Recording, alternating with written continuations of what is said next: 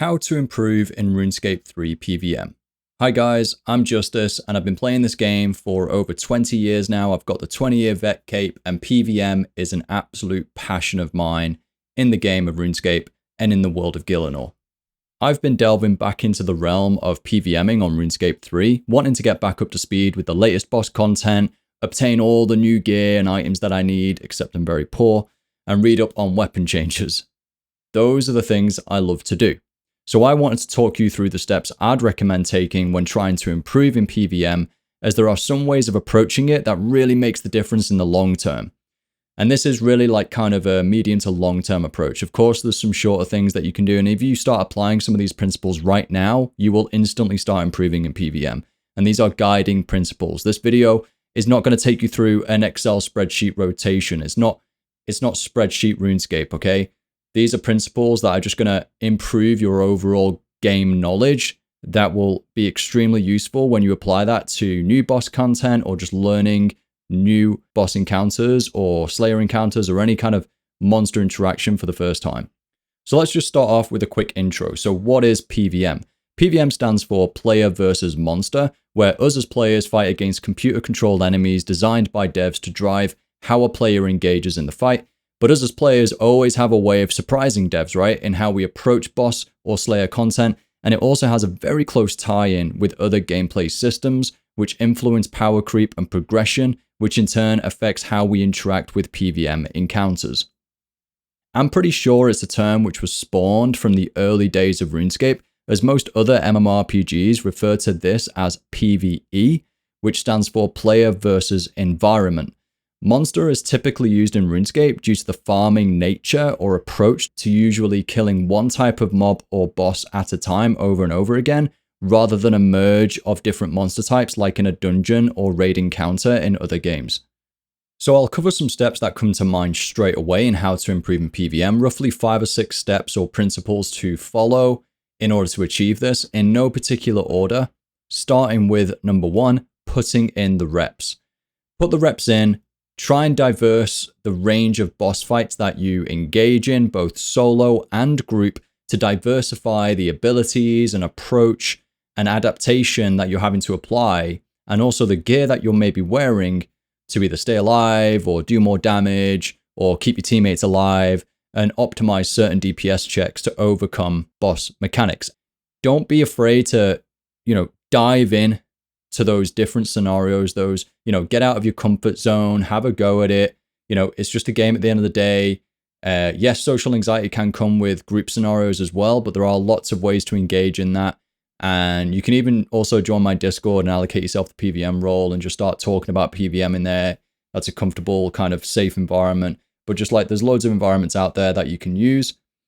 Loads of FCs, and you develop thick skin over time, and at the end of the day you can just leave. But building up that network, putting in the reps as well, just into solo encounters as well, any boss content really makes a difference. Number 2 is Keybinds. Now, yeah, this is pretty obvious, but it's absolutely insane how much of a difference it makes once you get used to your keybinds and you build up muscle memory. Muscle memory is like one of the strongest things to apply as a gamer, and it's extremely effective. So put the time into setting up your keybinds and practicing those on dummies. Every single time I returned to the game for PvM, so 3 months ago in preparation for a massacre and getting back into PvM, I literally put myself in War's Retreat, went over to the dummies, played around with some of my abilities that I thought were in bad places and started rejigging some of the keybinds with my keyboard. I even bought a new keyboard and bought an MMORPG mouse. So gear in terms of IRL gear also matters, and this kind of links to keybinding and how you approach the game as well. So decent keyboard that you're comfortable with, good mouse that you're comfortable with, MMORPG mouse with side buttons. Get really used to that because there's a lot of keybinds in this game, and getting used to that and familiar with it will make you better. So that is full manual mode really, and using all the different layers of combat, prayer switching, gear switching, ability usage, and rotations. Now, those rotations do not have to be an Excel spreadsheet perfect rotation. It's just getting used to the prioritization of abilities and when to use them. But ultimately, that is a separate thing that you can go and research. This principle is just get your keybinds set up and get them right in practice. Like I said, when I returned to the game, I spent about 6 hours literally just hitting a dummy. I know that sounds crazy, but putting in that effort, that initial effort, will smoothen out the learning curve of when you go into those boss encounters. You don't really want to be wondering where those abilities are when you're also learning a fight. So be very comfortable with your keybinds.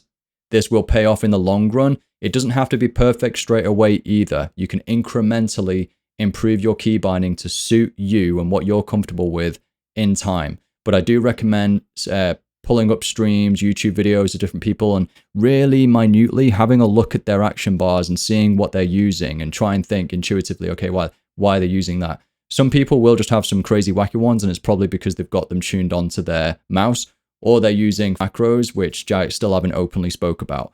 But you know, in general, learning keybinds, freaking awesome, very useful for the long term. Ultimately, being able to react to someone teaching you quickly as well and a bit ahead of time will be the difference in you surviving the kill or dying or missing a DPS check. Number 3 is be prepared with your gear. So that can also include the familiar type. So summoning creature, they make big differences based on the boss scenario and what setup you're using. So in a solo scenario, let's say for Mage, you definitely want to be rocking a Calgreen Demon due to the effect that it has when you activate it within your DPS rotation in terms of increased crit chances and crit hits.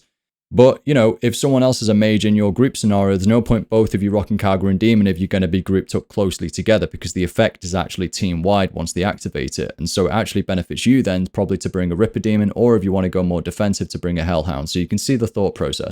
But ultimately, being prepared with gear can make a huge impact on how easy the fight feels versus you completely handicapping yourself with gear that's not suitable for that situation and just hitting your head against a wall. So a really great resource for this that can help is pvme.io, the website. That will also give you a link to the PvM Encyclopedia Discord channel. This Discord channel seems to have blown up over the years, and every time I come back, it's even bigger than what it was before. It's got an absolute truckload of resources on there, and I would advise to go and check it out in terms of gear recommendations for certain scenarios. It's really good for that kind of initial gear setup and resources. This isn't easy as a whole. It's an extreme vertical progression game where it will take a grind to get what you want and what is needed. It doesn't matter how skilled you are if you're missing like 30% damage output or you don't have tank gear when you're learning to tank a boss. You know, you're really making it difficult for yourself. Remember, when learning fights, the main objective is to get the kill. Survival is key. This game has turned into a bit of you've got to optimize and get speed kills and improve your PBs all the time. Now, improving PBs are good, but getting speed kills all the time and you've got to farm efficiently and get the most kills per hour. It's really got extreme over the years, almost too much. You know, it kind of takes away from that initial fun of, hey, you're just killing a boss and you're getting kills, be happy. You know, optimize in time. But, you know, for those listening to this video, especially if you're just getting into PvM or want to get better, just getting those kills is good, guys. Getting the kill and then consistently reaching a point where you're getting the kill every time, that's good enough. That's really good. And you're getting the kills and you're getting better at PvM. Go with that. Remember, when learning fights, the main objective is to get the kill. Extending or fully doing mechanics isn't a bad thing when learning, unless you have a couple of very experienced players who know that your gear and theirs will bypass a mechanic. Then fine, go for the DPS check and speak to people to let them advise you on, okay, this is a pretty old boss now. We've got good power creep now. We can bypass this mechanic and skip the and basically go for the DPS check and skip a certain phase, etc. You know, a great example of that is Solak, a really easy one. When it first released, everyone got put into the realm at the end because we either didn't have the gear or didn't understand that we could maximize damage to reach a check to stop ourselves from going into the realm in the last phase of Solak. Whereas nowadays, pretty much all teams, you will have the damage to just hit the DPS check and you will never have to go into the realm, and you can just speed up the fight significantly. It's just about understanding that against where is the gear and power creep currently at against the current sandbox environment and boss fights in the game and scaling, etc. Every time I come back to the game, I have to study that and ask a ton of questions to people or the internet to figure out what I'm missing. What are the current metas? And then balancing that against what I think I need to make something feasible for my playstyle without going full best in slot or spreadsheet mode. You don't need best in slot to learn bosses either and do them at a decent level. So you just need to figure that out of what you're comfortable with your current skill level. But obviously that gear progression and being prepared with gear and seeing that progression and buying that next unlock or unlocking it through an Iron Man mode it's going to become very fruitful. It's going to be reflected in how much easier that boss encounter feels to do. You know when you start gearing correctly because you get a huge sense of satisfaction and progression when you're bypassing or speeding up certain parts of the fight, or just completing the fight in a more effective manner without using all the food in your inventory or without taking a yak, right? So you'll see that skill improvement and you'll get a huge satisfaction from it. And a big part of that is gearing correctly and going in there, you know, prepared from the get-go. You know, otherwise you're handicapping yourself. Technically, setting yourself up right with the right gear to do the right damage. If you have the potential of skipping certain phases, it's going to shorten the fight or minimize the chances for human error, which will lead to more successful kills or more kills per hour if you care about that thing, you know, to make more GP per hour. So it's a nice kind of full circle that you'll end up going through. The fourth thing, which kind of links to the third thing, is studying resources and or guides. Now, learning everything blind for the first time is a lot of fun, and it's most fun at like a boss release where it's a level playing field.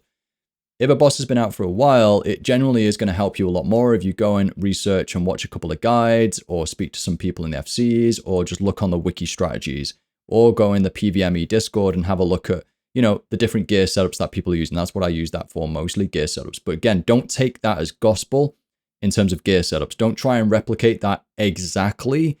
You know, you'll become a much better PvMer if you put in the reps, you get comfortable in the fight and your own ability rotations and adapt to a playstyle that suits you. But it is very useful for gear. Again, that is usually extremely optimal, absolute BIS. And if you use intuition and maybe just have a look at the, you know, the different items that come below that BIS, you can make compromises. You know, especially if you're learning and getting into PvM, you don't have a huge bank, or you don't want to be perking up loads of new gear all the time. You can make compromises, but just factor in that it will be a little bit different to what, let's say, a PvMe guide is saying will happen, okay? And just factor that in, adapt, and it really does come back to that very first principle about putting the reps in and just being comfortable with a variety of content across the game. And that's a lot better in terms of increasing your overall game knowledge.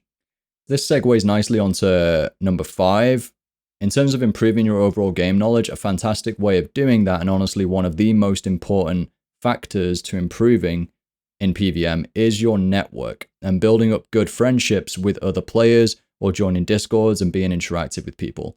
Friends, network, and comms will significantly accelerate your learning if your time is limited. Even if it isn't, then you'll be learning way more efficiently.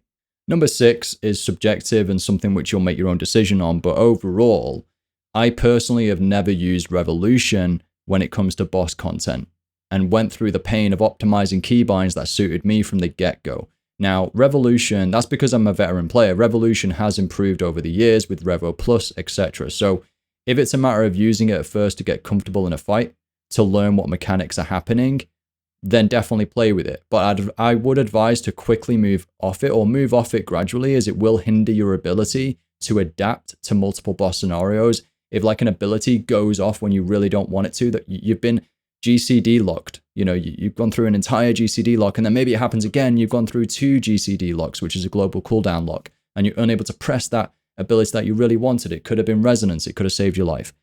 You know, it is a chill way of playing the game though, and I know it works for many when farming PvM content for logs, etc. So I totally get that. Once you get into it and you understand why those abilities are going off, then it can be okay. You know, but if you're just copying a bar which has Revo on it from someone else, and you just go in and clicking the boss and then letting the Revo bar go through things, that's probably not going to put you in good stead for the long term. But there will be plenty more tips as well out there. Those are kind of like the 6 main guiding principles that came to my mind straight away making this video now in the past hour or so, and I've been making some notes over the past week. And so comment any of the tips down below, you know, that maybe you followed or you've seen from other people, or how maybe you've approached PvM or learned something recently, and that will help others. I'll end the video there so it's not too long. Make sure to give this video a like if you enjoyed it, subscribe for future content, and I'll see you in the next one.